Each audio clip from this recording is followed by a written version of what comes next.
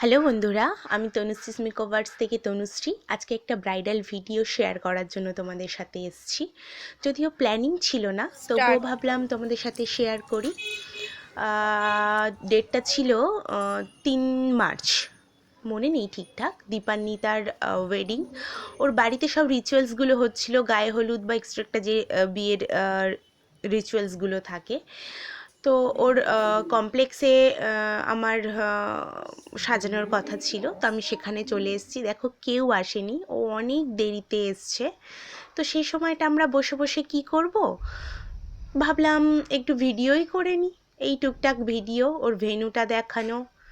ভেন্যুটা বেশ ভালোই ছিল, ছোট্টর ওপর থেকে মিষ্টি ভেন্যু। দেখো, আমরা বসে বসে এগুলোই করছিলাম, কিছু ফটো, কিছু ভিডিও। কি করব, ব্রাইড আসতে দেরি করছে। তো আমার যদি সাজানোটা ভালো লাগে বা আমার চ্যানেলটা যদি ভালো লাগে, তোমরা সাবস্ক্রাইব করে দিও প্লিজ। দেখো, আমরা আমি এখন ওকে ময়শ্চারাইজার লাগানো হয়ে গেছিলো, তবুও ভিডিওর জন্য আবার একটু ময়শ্চারাইজার দিয়ে একটা ছোট্ট ভিডিও নিয়েছি। এখন পাউডার সেট করছি ওর আইজের নিচে, যেগুলো মানে কমপ্লিট করবার আছে।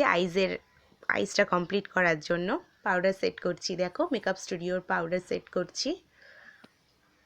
একটু অন্যরকম এখন লাগবে, কারণ সবে বেশ বসানো হয়েছে, লিপস্টিক নেই। আর আইসটাও রেকমেন্ড ছিল, ওর একটা কোনো বান্ধবীর আইস আমাকে দেখিয়েছিল, সেম টু সেম আইস ওকে করে দিতে হয়েছিল আর কি। ও বলেছিল সেম টু সেম আইসই আমার দরকার, করে দাও।